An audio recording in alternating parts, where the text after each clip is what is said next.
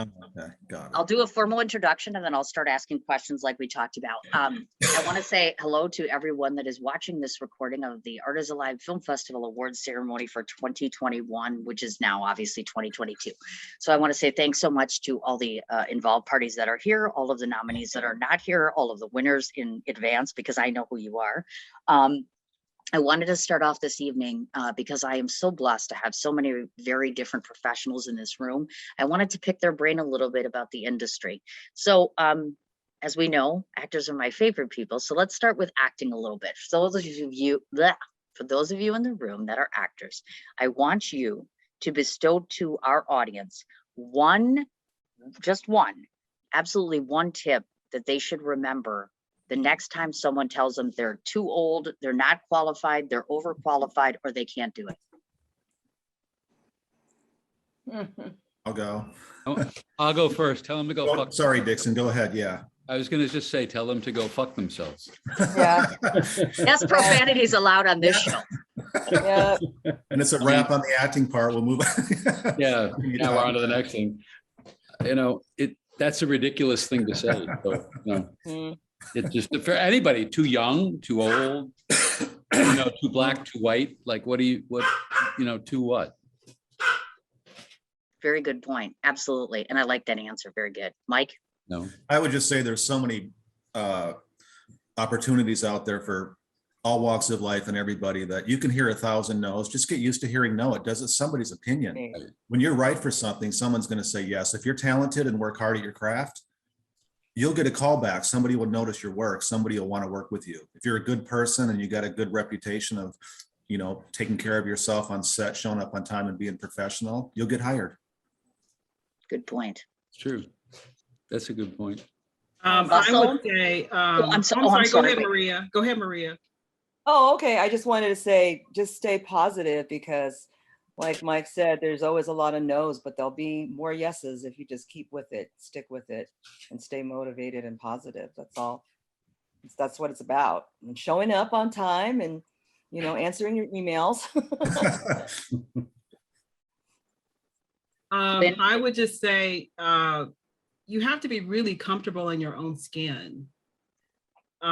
This is not a business for weak or people who are not happy with who they are or comfortable in their own skin.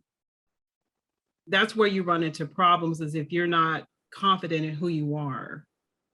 So if you're confident and you do the work and you work hard and you know you're giving it everything you've got, you're gonna succeed in this business. You will succeed. A great point. So just be very comfortable with who you are and don't try to emulate anybody else. Just be yourself. Yep. Spoken like a true winner in all fronts, I should say. Okay, Russell. Well, I am watching right now. I should have said which Russell, shouldn't I have? Yeah, sorry. I wasn't sure the first time you said it, and I was like, okay, I'm sorry. Two Russell. Hi, Russell. Hi, good to meet another Russell. You too. Good name. Well, let's start with the actor. Yeah, we'll go with the actor Russell first, and then Russ, the director. Yeah. So this has been coming up a little bit for me recently, and you know, somebody had sent me a list of names of actors that were a bit older, and I found out that Morgan Freeman had his first lead role when he was 44 years old. Right. I found out that Catherine Houston won an Emmy Award at like 78 years old. I just started acting 12 years before. Found out Ann Dowd won an award at 56, so for her first leading role, you know. So it comes up quite a bit, and it came up recently for me, and just to hear that, it gives you so much motivation that that people kind of in their own time will you know, find the work that they're right for. Good point. Very good point. Good. Okay, Russ, number two. Russ, number two. I love it. No, I'm watching The Wheel of Time right now, and it's a TV show on. I think it's on Amazon. Yep. And one thing I love about the show, it's very multi-ethnic. I mean, it just covers all walks of life. And my background, I'm half Japanese, half Caucasian. I lived in both Japan and the United States. I went to a school that was very multi-ethnic. So for me, it's, you know, the way I look at actors, if you're good for the part, then you should get it. You know, it doesn't matter, you know, what race, age, creed, or whatever. I just look at a person as a person. You know, that's just, I guess, the way I grew up. So I don't know. That's my 2 cents, you know, as a director. I'm not an actor, so. Right. Good 2 cents on that one. Anyone else want to chime in on that? I would say that if you get a no, it doesn't mean it's no forever. I mean, leave the network and move on. I mean, because maybe it's not perfect for that role, for that particular, or what the director is thinking, but definitely you will find roles that fit your talent. And I'll have a good question for directors to piggyback on this when we get finished. What about you, Jessica? What are your thoughts? Me? Jessica. I'm a writer. I was just saying Jessica. Oh, Jessica. Not Jessica Jeff, Jessica. Sorry. She put her answer in the chat, Cindy, because she's having Some Oh, issues. she has audio difficulties. So up what's there. the chat say? Okay. How do we do that? There's no way I can unmute, so I answered your question in chat. I can't say personally. Okay, I can't say it personally from here, but I would say, remember that whomever brings you in is for the most part on your side. They want you to be the person they are looking for, because once they find you, their job is done. And then the creating can really begin. Believe in you and toughen your skin. Work brings work. Nice. Mhm. That was a really good answer. Thank you so much for that. I appreciate that, Jessica. Okay, this is a director question, and or any person that might be in this room that I don't know that's directed before. So I'm a big fan of, and I've seen many actors struggle with going home after auditions and saying to themselves, you know, they gave me like 2 minutes and they never told me da da da da. So I guess what I'm trying to find out from a director's perspective is how much accountability do you folks think that you need to give to actors? And in what way do you think, what one thing can they do to maybe make their lives easier? Because I know so many actors that just beat themselves up after auditions to the point where it's like, oh my God, it makes me feel bad. And I'm not even an actor. So, yeah, tell me a bit about accountability as it relates to actors. I'll go. I think for an actor, they should do their homework. They should know all their lines as much as possible. I had recently auditioned somebody who she actually came in the character. She was dressed like the character. She knew her lines. She was ready, you know, just to be the person that I wanted to have her be in the film. And I think that's really important as an actor. It shows the director that not only you're ready to do your job, but you're also a professional. So I think that's a big deal for a director to see. Also, the way a director talks to the actor is very important. I feel like sometimes being an actor and a director as well, I can kind of, you know, I know both sides, so I know how to kind of talk to an actor and get what I need to get out of them when they're playing a role. So I think that's important too. Just so it's not really what, yeah, it's not really what sorry. you say, it's how you say it. I just wanted to ask in that, because I know you're talking about doing your homework. I know Michael and others are very big on improvisation. So where does that factor in then? Because like usually when somebody gets their sides and they're reading this, they're trying to fit specifically within there. So what if they have a partiality to improv? How does that fit in your picture, your world then? Well, I'm all for it. I actually want the actor to do a little bit of improv. It shows me that they're thinking about the character. They're thinking about maybe taking it beyond what's on the page, you know? So I feel like improvisation can be a good thing, as long as it's not too much. And it depends on what the role is and, you know, what you're looking for as a director. Sure, I gotcha. Anyone else? Oh, I Um, totally agree. Hold on, Complete Russ, too. agreement. Chris, go ahead. no, I was just gonna say my experience working actors. The many years I've been directing films, I've had thankfully great experiences. But yeah, I agree with actors should know their lines when they come into either auditioning or preparing for the role. During filming, they should know the character, know their lines, show up on time or show up, at least show up, because there has been experiences where people, actors don't show up and stuff. But I work in low budget, movies, so for me, I'm kind of a one man crew, so a lot of times I'm doing the lighting, directing, and doing the camera.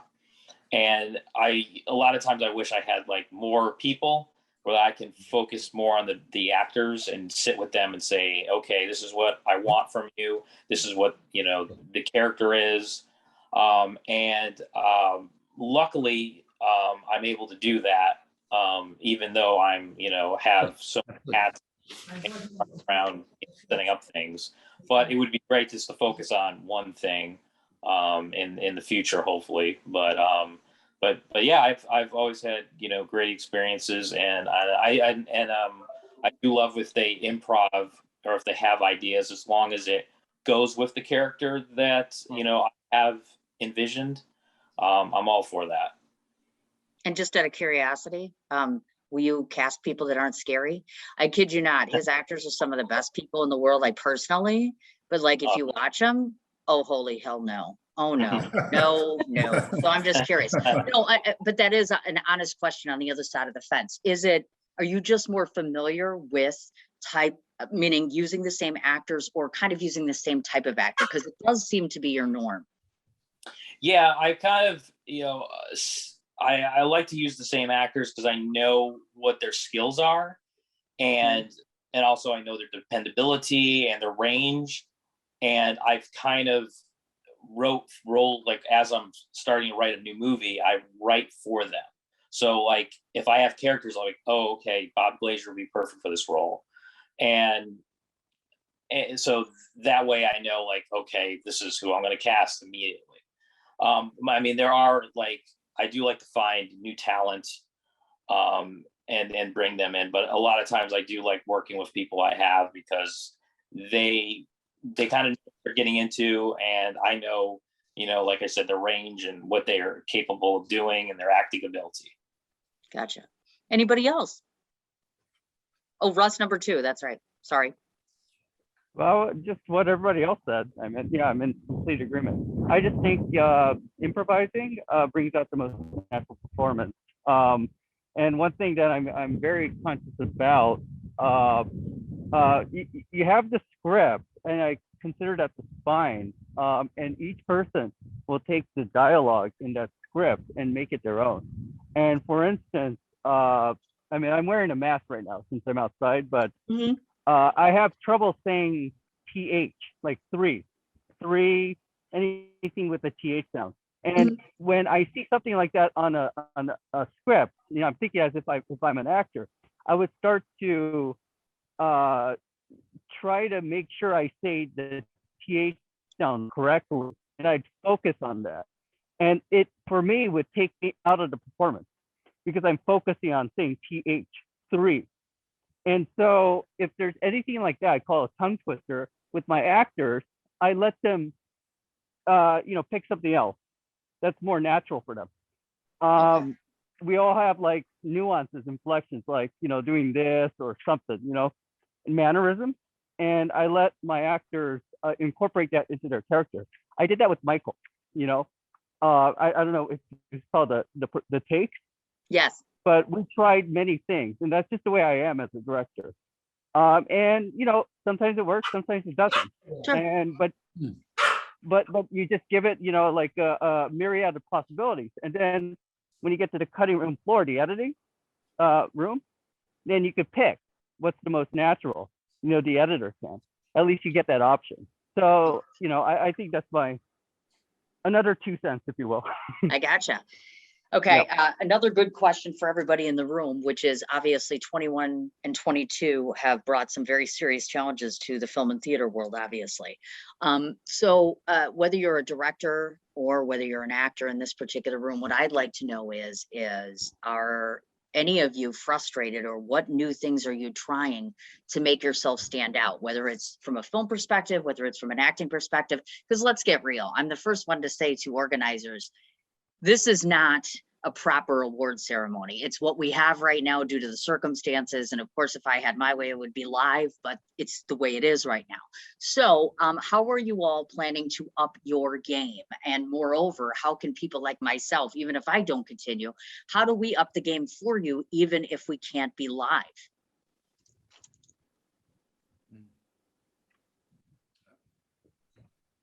I think if it's what I've noticed, I don't know, can Russ 2 go, or does one or somebody else want to chime in? It got quiet, so I think everyone's thinking. Okay. Because it's a hard. No, so for me, I've been to, you probably know, Cindy, I've been to many film festivals, pre-COVID and even the COVID era. And I guess, semi post-COVID era, if you want to consider what we're in right now. Sure. And one thing I noticed, doing it like this, the Zoom method, I mean, it's I guess not as personal, but it became a necessity during COVID. And one thing I like is, I think film festivals should continue doing kind of the Zoom thing, but at the same time do in person, make it kind of a hybrid, combine the two elements. Absolutely. When it used to be in person, and at the same time doing it also the Zoom method. And that way, I think you could reach a bigger audience. Good, very good thought there. And that's what I think. Okay.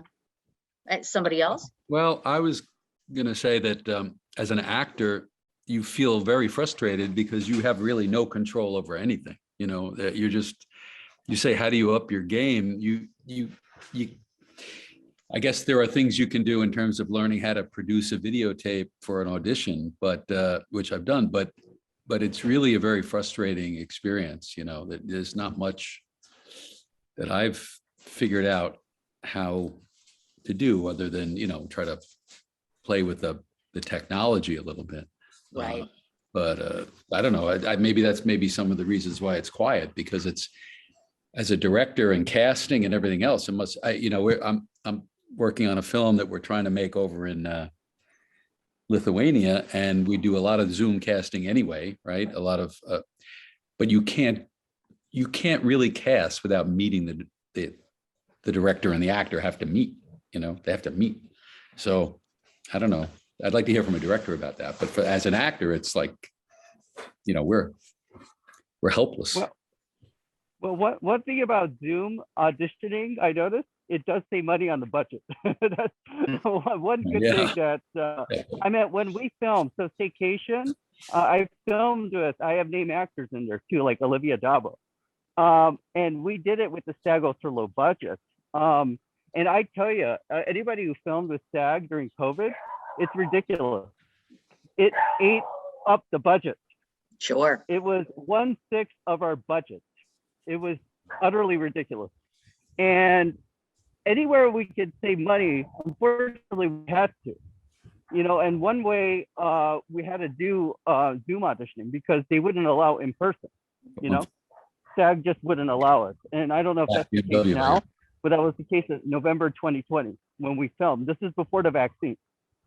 So, we filmed at, as the pandemic was getting worse, really, really bad. But yeah, the way I look at it, I try to look at the silver lining of everything. It's just a new challenge. You just have to get outside the box, right? What was the old film festival portal? Without a box? Yeah, that's it. So you think without a box? Without a box, yeah. If you have no choice, either that or just quit filmmaking. So, I mean, that's it. So yeah, there's, I guess, pros and cons to any situation. Okay. Do I miss in-person casting? Yeah, but at the same time, I know there's also, cost benefit analysis that goes with that. Good points. Anybody else? The good thing about it is that it's kind of equal for all, right? The whole world is kind of equal. We're all adjusting to, mass and, doing adjustments on camera, whether you're the director, actor.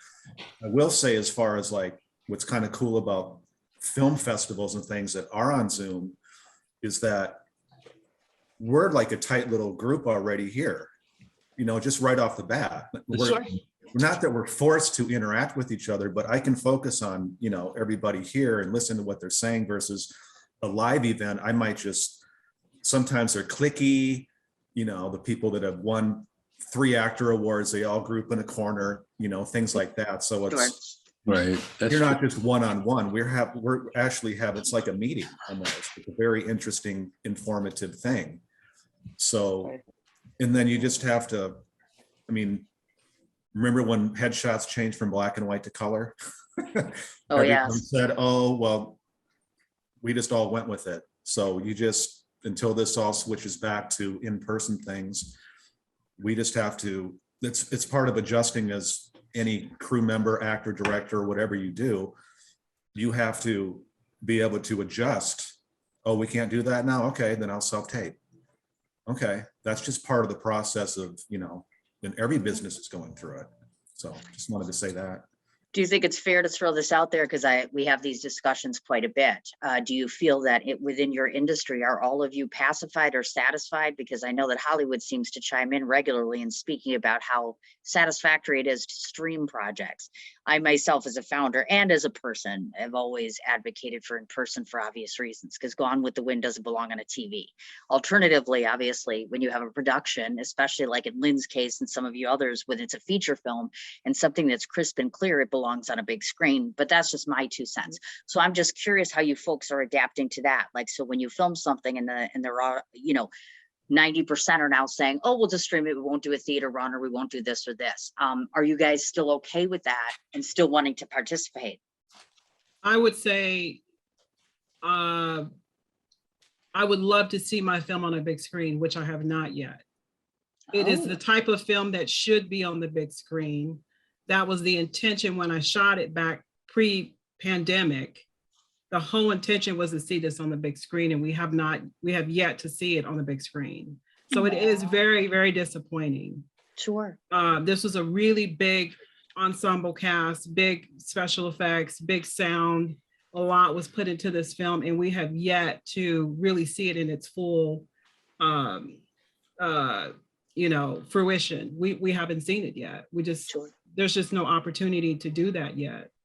So it honestly is very disappointing from my perspective, that we have not been able to sit in a theater with the whole cast and crew, friends and family, people from the industry, and watch this great film. But on the flip side, Festivals. it's okay. It's okay. It's okay. We'll just have to wait until, things open up again. Sure. But it is very disappointing from a filmmaker's point of view. You actors okay with this scenario? Well, no, no, but accepting, yes. I think, you have to, you want the film to have exposure. So if streaming is the only, available avenue for exposure, then yes, it's a lot. There's a benefit to it, actually, but there's nothing better than it being in a theater, Sure. But you can't have everything. Absolutely. Russell, I'm curious, Russell number 1, not 2, by the way. I'm curious because Russell is the lead actor in An Act of War, and I'm not sure how many of you got to see that.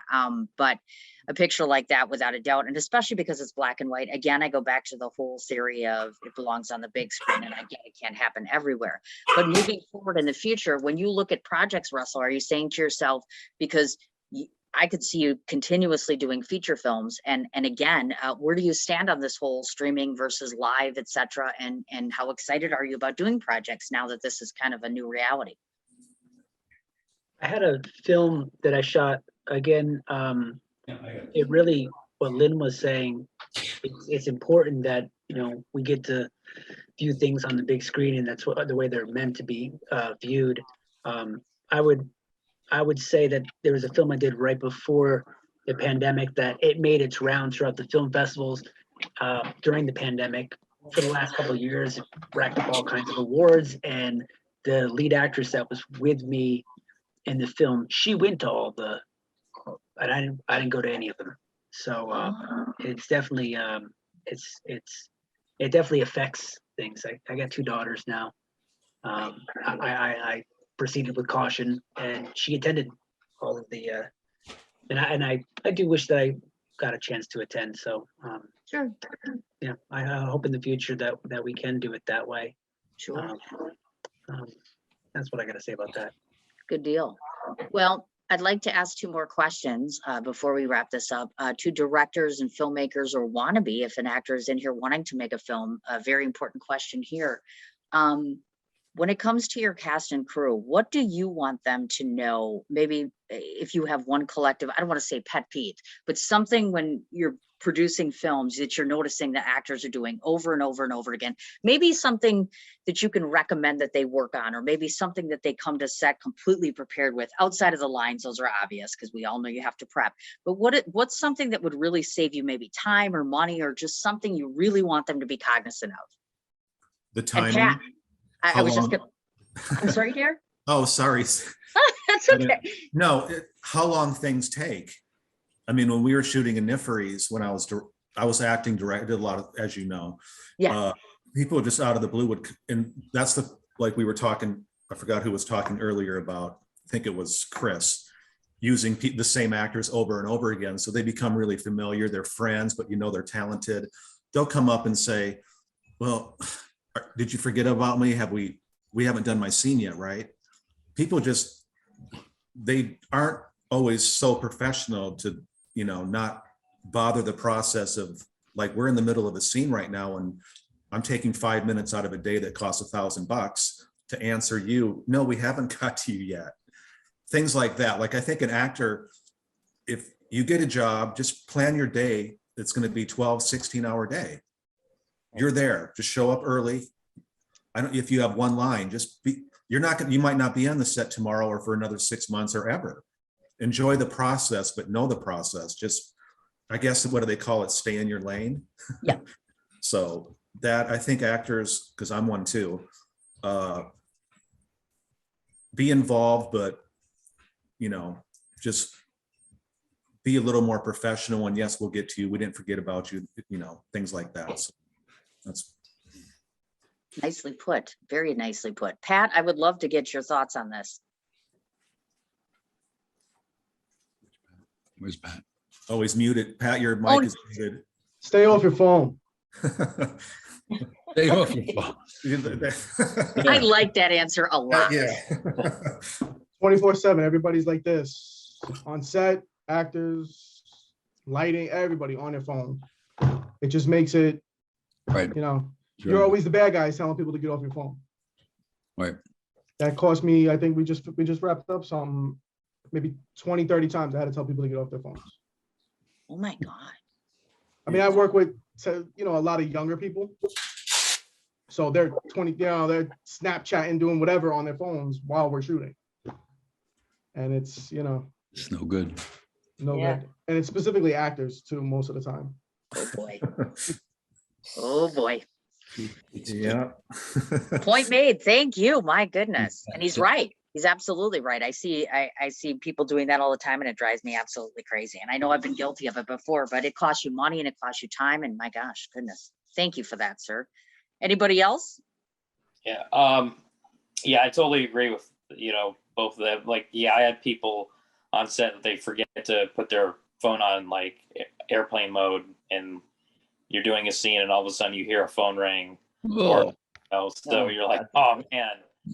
So I had that happen tons of times, and it's like, just put your phone, turn your phone off. And like I said, I use a lot of people that, over and over again. So a lot of us know each other. So sometimes when we're filming a movie, a lot of people think, oh, it's, I haven't seen this person in a long time, and they're chit chatting and they think it's a party. And it's like, Mhm. no, it's not a party. no, we need to film this and stuff. Let's, when we take our break, lunch break, then everyone can chat. And then when we're done for the day and it's like we want to hang out or something. But yeah, that's a pet peeve of mine where just, people just think it's like, oh, we're all, we're having a party. Like, no, we got work to do. Well put. And I would agree. say, oh, go ahead, Russ. No, it's okay. Go ahead. I would just say that a lot of actors don't know what a filmmaker goes through. They're just an actor. They don't know how long the process takes. They don't know you're paying $1,000 for that location and you're on a time constraint. They don't understand that time is money. They don't know what the budget is. They've never seen so they don't know all the ins and outs behind the scenes. All they know is about their lines and their scene partner.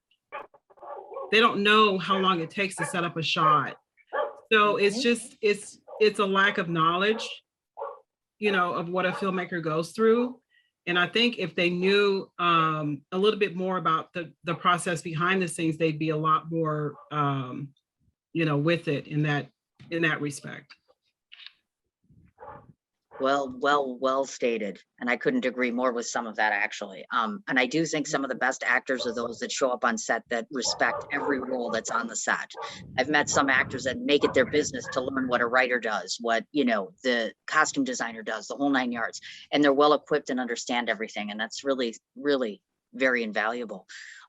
Russ too, what you got? Well, I guess one of my pet peeves, there's a saying, was it courtesy quiet, please?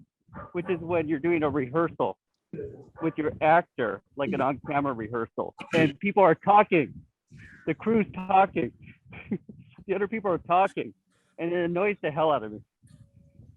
And I have to say, everybody quiet, like I'm the first AD. That's one of my pet peeves. It's happened quite a lot, because you want, there's a reason it's called courtesy quiet, You want the actor to rehearse, to be in the zone. And, I'm trying to be in the zone to look. And then when people are just talking, because we're not recording, right? It's just a rehearsal. But regardless, just please be quiet. That's my pet peeve. Anybody else? From an actor, I'm sorry. Oh no, go ahead, Russ. Just from an actor standpoint, you can be doing a really, it doesn't matter really, a serious scene, whatever it is. Building on what Russ too said, Russ Emanuel, you can be ready to go into that scene, you're in rehearsal, and then all of a sudden, here come the sticks, and that guy's cracking a joke while he's doing soft sticks in your face right before you're about to take. So, and it happens more often than you think, that sometimes crew members can, they don't know it, but they're kind of messing with your mojo going into a scene. So yeah. That's interesting you brought that up, because that was like Michael's biggest pet peeve. Somebody told me on set, and hopefully it's not Russ, number two, that's going to say this. Just kidding. I know it's not you. One of the filmmakers that he worked with used to refer to Michael as some kind of a actor diva, because when everybody else is on the phone or everybody else is chatting away or laughing or whatever have you, he would literally walk away and put himself in a whole nother room or a whole nother place where he wouldn't talk, he wouldn't say anything. He just did not want to be around people, and including me sometimes when we would shoot, because it would break the moment. It's really hard to walk in and literally slap a woman across the face. Not that he wanted to, but I mean, when you have to come in and you're that intense and completely full of rage, it's hard when somebody's standing there, like you said, doing the slapstick comedy or whatever have you. And so he's kind of like, I need to stay in my zone. So I have a great respect now for actors in their process. Some people really need absolute concentration and silence and staying in their moment. So I couldn't agree more with that. Well, that's what he would say. I'm not an actor, I'm just me, but I'm just throwing that out there. I don't want to forget about popping up on the chat. Jessica is saying things, just so everybody knows. Jessica can't talk to us, apparently. So she wanted to throw out there, actors should make an effort to understand what's going on around them. It's not just about them. If they pay attention, they will see the work taking place, respect it, and most likely be professional and not disrupt or take away from what's being created around them. She's a smart girl. Thank you. Excellent, excellent feedback. Well, Cindy? Yeah. I've worked with many ministers, and Michael was one of the most professional people I've worked with over my 20 years. And I'm not just saying that because we're on here. He knew exactly, you know, the process. He knew about resetting to one, going back to one, and he knew everything. And it made it so much easier, me as a director, to direct him. It just was very efficient. So. Yeah, that guy Yeah. was pretty nice. We like him. Yeah, in he this was. room. Thank you. And you'll see. Yeah, hopefully. I didn't mean to make you cry. I just, you know, he was very professional, and I It- really, it- really no, appreciated it's just I know exactly what you're saying, and I've watched all of his Yeah. work, so I know, and I've been. There's been so many nice filmmakers over the last month that send me notes and tell me about the things that he did and how good he was, and I'm so. that.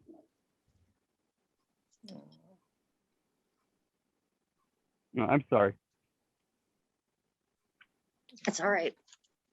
I'm just very proud of him now and still and probably forever. But thank you. That's very, very kind. And I'm sure that he can hear that wherever he is, and he's smiling. So I appreciate that. Before we move on to the next thing, I guess I should ask the really big question that everyone talks about all the time, which is nobody can make a project unless you have things like money. And more importantly, one of the things that I hound filmmakers about all the time. So I'd like you to speak on, anyone can speak on this. On one side of the fence, give us a great tip that's out of the box for making a budget happen. On the other side of the fence, talk to me a bit about what you would suggest, assuming I stay with this current career that I have, to light the fire and actually get filmmakers and creators to listen, because I've lectured and workshopped and I've tried to teach people how to do PR and how to sell and how to market.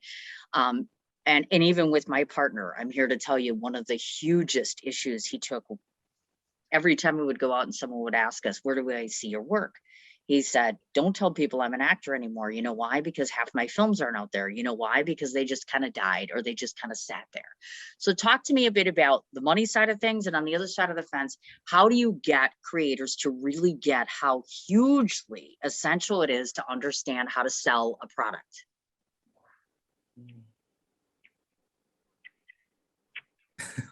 Well, I know for Anipheres, we did do a crowdfund campaign, which did help a lot. It, you know, it didn't cover all the costs. My philosophy is you have to put your own money into these projects. You have to. Yeah. You absolutely have to. And it's a huge sacrifice. It's an enormous sacrifice. You might be eating top ramen for 2 weeks, but you know, or a month even. But it's absolutely essential that you have some money. If you don't have any money, you can't really shoot anything. It's really, really difficult to do. You have to have some money. But we did, yeah. I don't know about that. You know, I just want to interject and throw this in there because a couple of times through the years, I have screened a project. Now, don't get me wrong. They knew how to do everything, but they must have spent like $100 or $200. So if they were sitting here, they'd be saying to Lynn, well, wait a minute now, you actually can.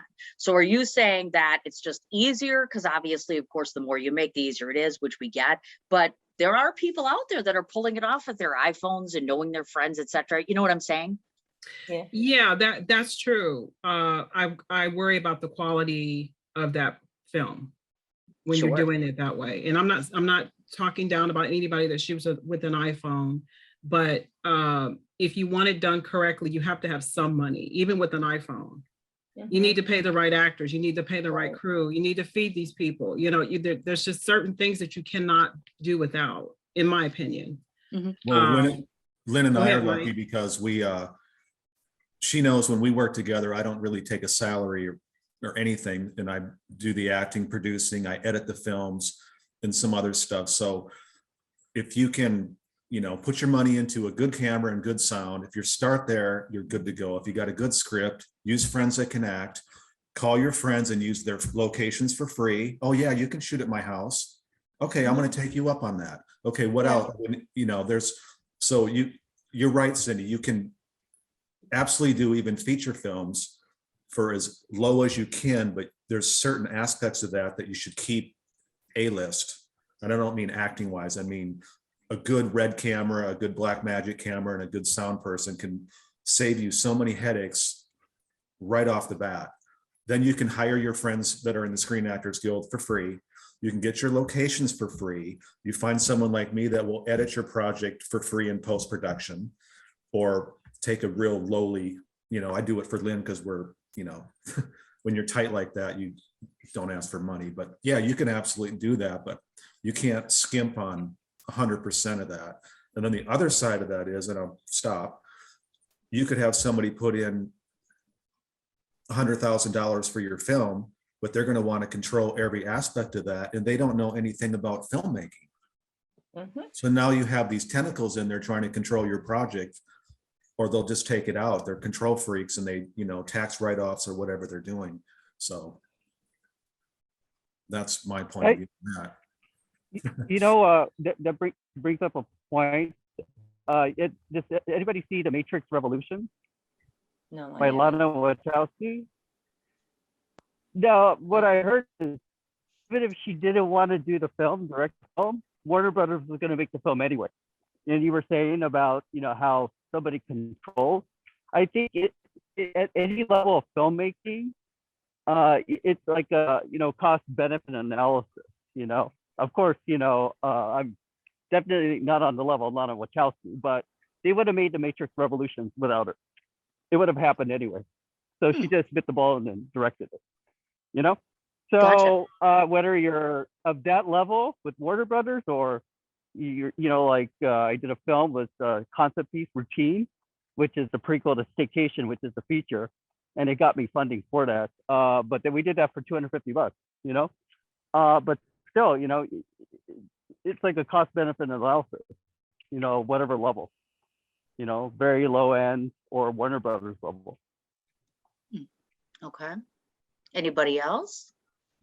Yeah, I just want to chime in with that, because a lot of my films are really, really low budget. Like, I make them for less than 1,000 or a little over 1,000. Like Family Snapshot, I think was a little under 1,000. And with that movie, I lucked out. Well, I, was one of the writers, and I'm the director, and I edited the film, shot the film, and I got a lot of locations for free through friends, and just had some great actors that I knew, that I wrote the roles for, that I knew were passionate and could pull off those roles, and then work for little money.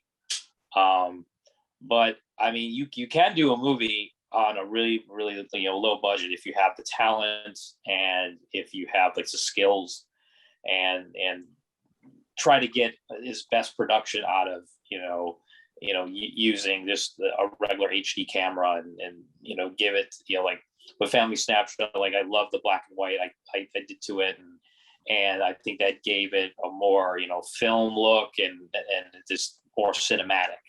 But yeah, it is tough. I mean, I've done crowdfunding pretty much most of my projects. I usually do it after it's made, so I kind of reimburse myself or help pay for Blu-rays, DVDs, and stuff. But yeah, I would love to try to get an investor to make a more larger scale film. Thank you, Chris. I appreciate that. Sure. Anybody else? I noticed that no one's answered the $1 million question, which is, how do I light the fire under filmmakers to sell their projects? Can. I'm big If on people that. want to listen, they listen. That's the $1 million question. You can ask filmmakers just want to usually just make the film, but you're asking them. I've been asked this by a friend of, somebody that worked on one of my early short films way back in the day. Said, straight up, what do you want to do with the film? Oh, I thought I was just happy making a film. I'm acting, got some SAG actors in the film. Oh, I never thought about what I was gonna do with the film. You know, I mean, you'd be surprised, like, that's what you're saying, Cindy. I mean, I know the answers to that now, Sure. but some people don't even think that far ahead. They just happy to get something moving, but what are you gonna do with it? And now times are changing, it's streaming, you're not with CAA or something where things are packaged and all that stuff, so. Sure. I'm on your side on that question. It's a really important question. You don't know the answer to that, you better figure out with the money you're spending on the film and the time, what you're gonna do with your film. So Amen to that. I'm kind of concurring with you that that's a question that you'd be surprised how many people, either in the beginning or later on with knowledge, don't really have that answer. And it's tough because they're good projects. 90% of everything that I watch, not that it always gets into the festival, but it's good work. It's good work and it should be seen. So that's why I guess that's the frustration. Yes, Dixon.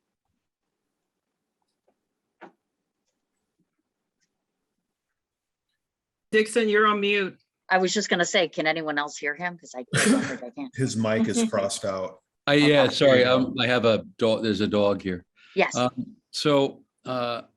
The idea of lighting a fire under a filmmaker is like an oxymoron to me, a little. Like, you're a filmmaker because you have a fire, you've already got the fire. So if the fire goes out once the film is made, that I don't even understand that, actually. Like, it doesn't have to be sold, but it should be seen. Yes. So now I work with a lot of different directors that have very different levels of fire once the film is made. Right. And I've always been confused about that there are some directors that know the story behind the film, are willing to go out there and sell the story behind the film, which a lot of times is the motivator for people to want to see the film. And there are other directors that it's almost as if they don't want the film to be seen. It's just like enough that they made it. Mhm. I guess that's okay for any individual, but as for me, if I made my own film, I would want it to be seen by people. I don't know quite, I wouldn't run out of fire for that, but I don't know. I can't speak for everybody, but I do find it frustrating that there are those different levels of heat under the need, Yeah. I try to build the fire. I try to get the stoking going, and all through the Yeah, process, like, I get excited. the thing should ignite when you look at it. It's like, yeah, watch my movie, Like, this is an example, and I don't mean to single out Russ #1 in here, but this is the honest to God truth. Like, for instance, projects, I solicit all year round for people to submit to the festival, or I get word of it, and I also judge for some of the other festivals. But like, in particular, Russ's project in Active War, the only reason I know that Russ exists is because Chris LaPanta and I are friends. And Chris LaPanta found out that I have a magazine and we're good friends. And he's like, hey, you should review this Active War movie. Outside of that, never heard of it. Don't know who this Russ guy is. Never heard of the director, the whole 9 yards. Now, I know the history of your movie, Active War, but that's a kind of a classic example. Is I would have missed out on an extraordinary film, a very, very good man, and an accompanying cast and crew, because do you know what I mean? Like, I feel like the circuit is one thing, but what happens once the circuit is done? Shouldn't there just be a strategy, is I guess what I'm saying. Do you know what I mean? Yeah. Well, Mhm. I have a 2 cents on that. So, I mean, making the film, yeah, is one thing. But if anybody knows me, I will spend could be out day on social media just plugging my project, and Yes. it takes a lot of effort. It sucks. Updating posters, just posting on Instagram, Facebook, Twitter. But by doing that, you get the word out there. And I'll be honest, because I have been doing that with my latest film, Staycation, I was able to raise 6 figures, to film it. But it takes a lot of effort, but you got to get the word out there. Otherwise, nobody knows who you are. Absolutely. Right. So I'm in total agreement. You just got to make the effort. And I guess I'm thinking more as a producer than a director, like Right. how Well, there's to, sell the project, how to get the investment money, because I am the head producer of Staycation also. But we made a conscious effort from day one. First, we did Routine, which was a concept piece. Right. just did it with $250. Now that I did out of my own pocket, $250. I paid a composer and I paid an artist named Dave Beatty who draws for DC and Marvel Comics, and he drew the third act of the film. And because of that, we got the funding for staycation with the social media and everything. Because Routine's been doing pretty well. But I have to make it Gonna show a movie. Yeah. That takes 20 minutes. just a work.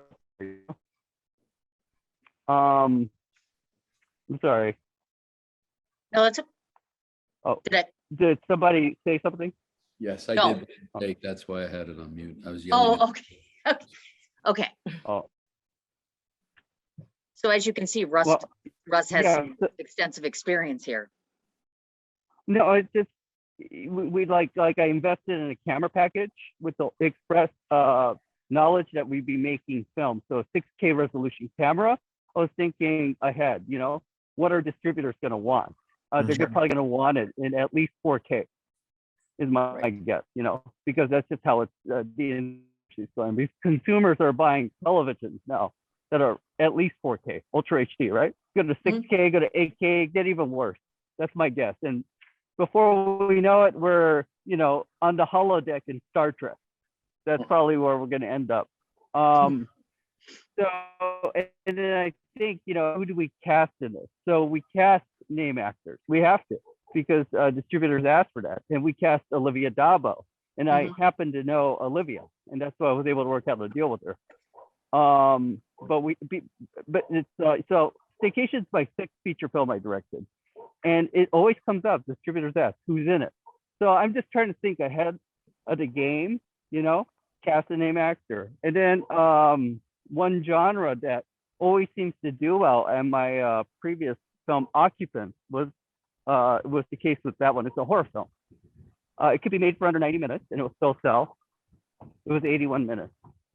And, you know, it just people seem to like horror. So we targeted horror specifically, my filmmaking partner and I.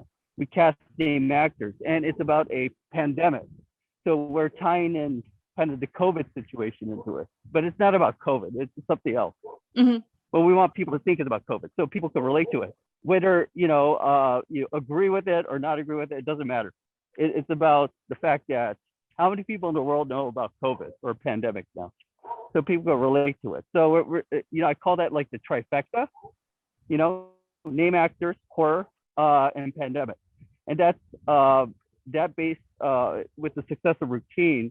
I was able to get about $200,000. Wow.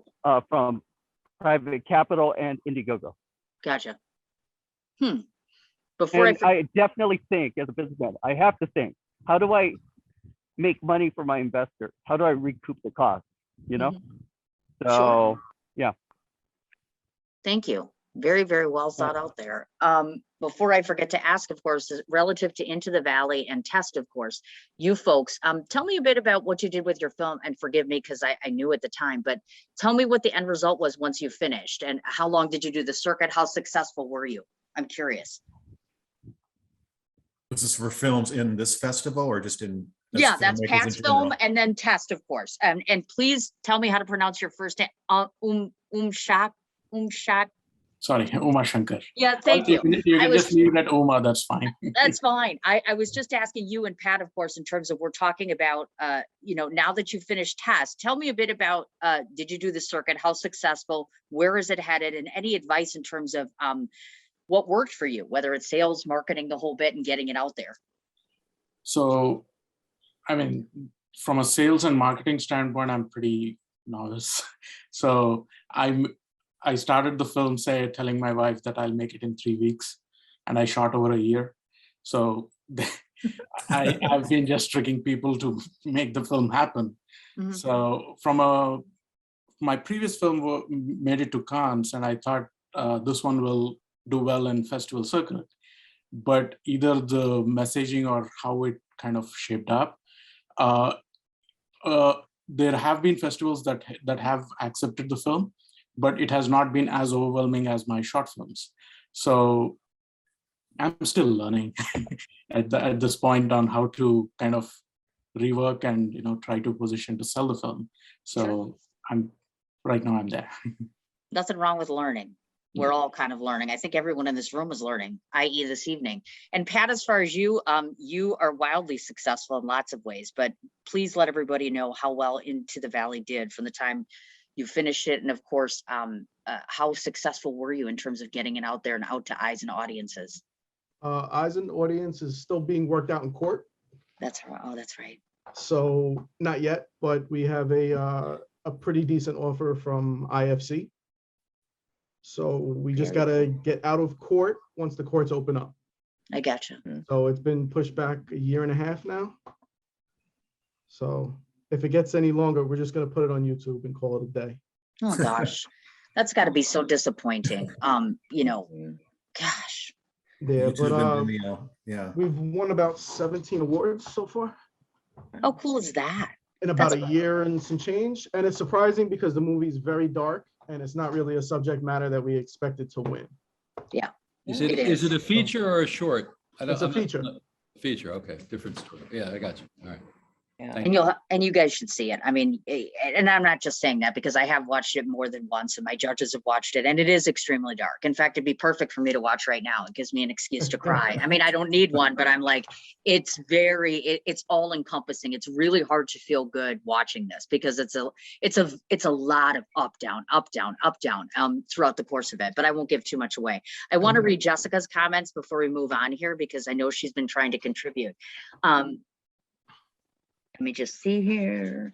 I mean, you never can explain it unless, okay.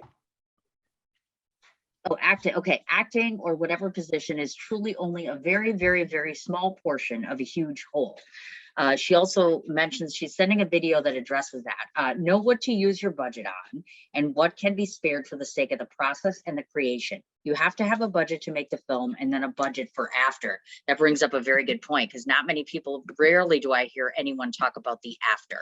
Everybody gets excited about what's going on right now, but you have to be thinking 3 months, 6 months, a year, you know, all that, what's going to happen because most of us spend a good year going through the film circuit, if not more than that. So I appreciate that. Excellent points there, Jessica.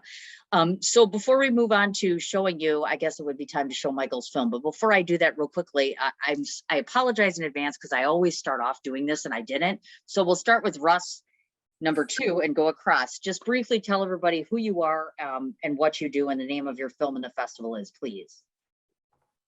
So my name is Russ Emanuel. I'm a director, and I started dabbling, I guess, in the producing with Vacation. But yeah, I'm a director, and we have a film called Whisper, which is my fifth or fourth feature film I directed. And Cindy, thank you so much for, accepting the film and the nomination and everything. But yeah, it's about it's a true crime story about a successful African-American businessman, and he's accused of basically murdering his family. And it's based on a true story from, it's called the Wesley Diggs murders in the 1970s. It happened in Teaneck, New Jersey. Thank So you, it's Russ. basically whodunit, Yes. kind of a mystery film. Well done, sir. Okay, Russ, number 1. All right, so Russ Rousseau, I'm an actor. The film is called An Act of War. I did want to say, Cindy, you were talking about what happened to the film afterwards, how it was sold and everything. And the reason why a lot of people hadn't heard about it, what happened was it was sold to Netflix 2015 to 2017. Yeah. Oh gosh. It was on there for 2 years. What happened was once it came off of Netflix, Pat was saying this, all of a sudden there became some lawsuits with the distributor. Oh God. At the same time, Netflix had just started their trailers. You know how they put the trailers at the you could see the trailer playing right away when you toggle over the film. Mm-hmm. That started just as our film finished there. Oh my so, gosh. Being that there weren't a ton of name actors in it, there were a few known actors. I think people didn't take the chance on it as much as they might have if the trailer played, that kind of thing. So anyway, that's my story. And you're just an actor, or are you an actor, writer, actor, director, etc.? No, I've written, I've produced, I've directed a couple short films, but hoping to direct a feature soon. But yeah, but acting has been, you know, the main thing for 20 years. Oh, and before I forget, Russ number 1 just got married. No, Russ number 2 just got married. Russ number 1 just had a baby not so long ago. So we have some good things happening in this room. Thank you so much. Mazel tov.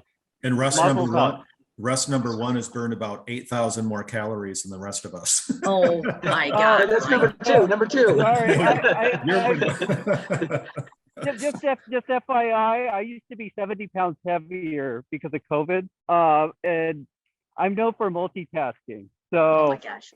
I'm trying to get my steps in.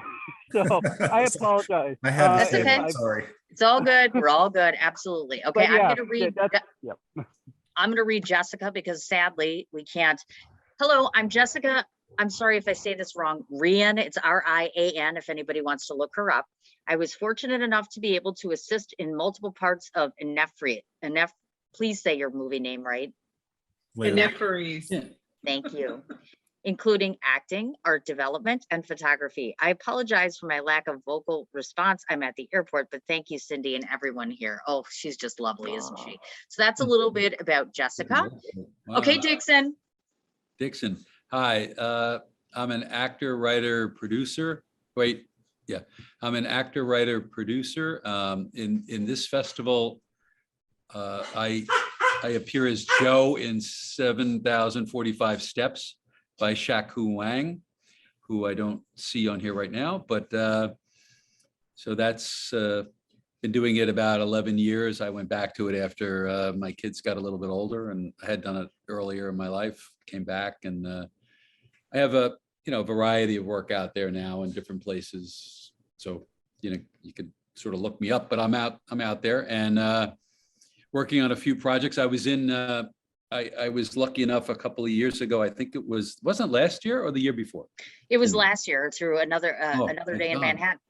Yeah, I got a Best Actor award in this festival last year, and I find it to be a fantastic collaboration of filmmakers and artists of all types.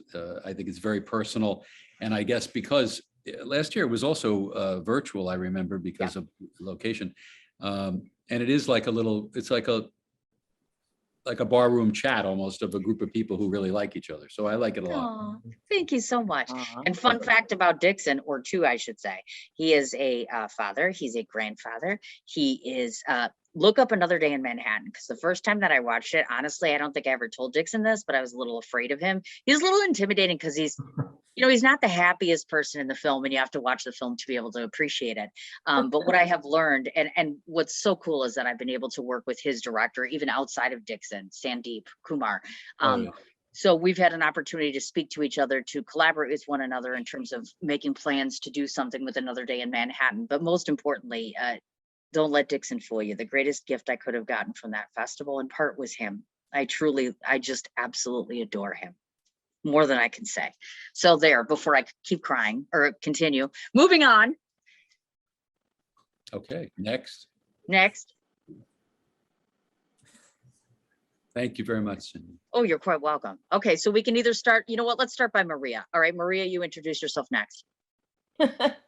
Okay, I'm Maria Picard. I'm with Asian Mainstream Productions. My film in this festival is called On Command Revisited.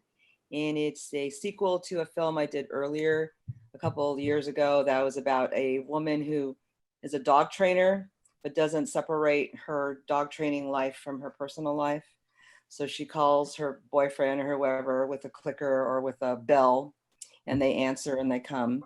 And now she's taking it into, she's become a marriage counselor or a dating counselor, and she uses these methods to advise other people about their personal lives and their mates with these methods. I've been in Cindy's film festivals for the last couple of years with different films. One is a documentary, Silent Voices. The other one was called Still Life, which was a drama that was black and white and was just based on photographs, no sound. And I'm just glad to be here again. And On Command Revisited is a premiere for this festival. Yes. And I very- thank Cindy for all her love and her support. You guys are way too kind. Thank you so much. All right, Mr. Chris Woods. Hi, I'm Chris Woods. I'm the writer, director, producer of Family Snapshot, and I just want to thank Cindy for screening the film and the nomination. And the film's about a father and son who are ex-cons, and the father is paroled and gets back into the life of the son who's kind of rehabilitated himself. They were white supremacists, and the son is trying to get off of drugs, off of trying to be a good, better person. But the father wants to plot a mass shooting, so he's trying to convince his son to go ahead with that. And it was a film, I kind of based it on the mass shootings that were happening all over the place. And we shot in 2019, so before the pandemic. But the film, reflects on a lot of things with racism, drug abuse, mental illness. So it touches on a lot of, social issues that are happening right now. Thank you, sir. Welcome. Pat? Oh, no. Pat, can you hear me? Yeah. Okay. All right. Can you let everybody know who you are? My name is Pat Bradley. I'm a writer, director, producer, DP, everything, editor. My film is Into the Valley. It's about a guy who's obsessed with a legendary doo-wop singer. Obviously, by the title, you can guess who it is. And it really has nothing to do with him, and it's about mental health. And it's excellent. Absolutely excellent. And how did we meet again, Pat? You had answered a ad of mine, right? Or a post? Yeah, a post, yeah. That's what I thought. Okay, thank you, my dear. Okay, young man, please introduce yourself to the crowd. Oh, no, is he on mute? Yeah, his mic. Can somebody, I would type him, but of course I'm tech stupid.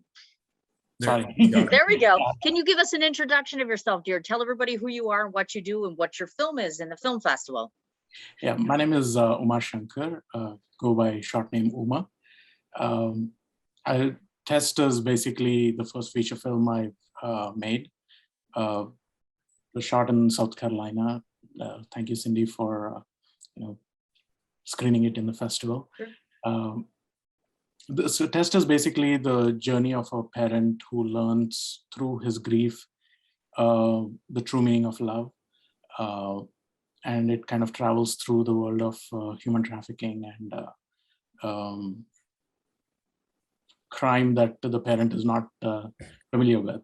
So for me, it's an interesting film, and I hope everybody who's here watches it. Excellent film. Yes, it really was. And it is similar to your project, Lynn, only it's a feature film. Huge number of cast. We've got good guys, bad guys, the whole bit. Cinematography is absolutely beautiful. Lovely story. Very, very well put together. It was a pleasure to be able to screen it. Thank you so much. Okay, Jeff, please tell everybody who you are, Mr. Award winner. Oh, God. We don't know yet tonight, but in the past. I'm Jeff Naparstek. I'm a writer. For decades, I worked in production. I was a prop, and so my heart and I completely applaud all you guys for multitasking and writing, directing, producing. I mean, I've been on sets. I know what's involved. It's crazy. Anyhow, the thing is, thank you, Cindy, for accepting my scripts. I had two entries. One was a zany comedy, a period comedy called When in Rome, which is always a tough sell. But it was a lot of fun, and it's one of my favorites. And the other one is it's a dark comedy called Oh My Leo. It's about a man who has the opportunity to spend 3 days with his wife, 3 days after he's spend 24 hours with his wife 3 days after he's died. And it's a warm, touching, dark comedy, and but it's been making the rounds, and like both scripts have been winning awards. And again, thanks for accepting it. And well, that's it. That was well put. Any questions? They are, and they are beautiful scripts, obviously. I read you. all of the entries, all of them that came in. Thank And you. now obviously I have an appreciation for Leo because I keep asking Michael to come home for 24 hours, but it I- hasn't happened. So yeah, I have a special affinity for this now, but thank you very much. It really was lovely work. Mike? Hi, everybody. My name is Mike Breyer. I'm an actor, writer, producer, director, editor. Pretty much done everything you could possibly do on a set, from professional TV shows to props to whatever. I'm pretty much not an expert in every field, but I've been there, done it. Want to thank you, Cindy, for, well, I'm here for Anipheres. I'm nominated for Best Director. So thank you, Cindy, for allowing our film to be in this wonderful festival and for the nomination. It's more about the selection of the film. Anything from that, you know, is gravy and would be great, but I won't go too much into our film Anipheres because Lynn Newton, who's sitting next to me, it's more of her project. But I have 2 acting roles in the film. I edited the whole film and I executive produced it. Nice. So Thank you. So Lynn, you can tell us about you now. Hey, everybody. I just want to start out by saying I'm so grateful to be here with this incredible community of filmmakers. I really love listening to your stories and, you know, learning about your process. And it, you know, I learned from you, and this is just really incredible. Thank you so much again, Cindy, for, you know, accepting our film into this incredible festival. My project is called Anipheres, and I'm a writer, producer, and an actress in the project. I mostly write and produce and star in most of my own films. Mike and I are co-producers. We collaborate, and we do this a lot. So this is one of our short films. This is a short film proof of concept for a larger feature project that we're trying to pitch to get off the ground. It is about a modern day woman who discovers that she is a 4,000-year-old Egyptian warrior in reincarnated. So it's a really fun story, really fun cast, big ensemble cast. Part of it takes place in modern day. The other half takes place in ancient Egypt. So it's a lot of special effects, and it's really fun and really original. But that's it. Wonderful.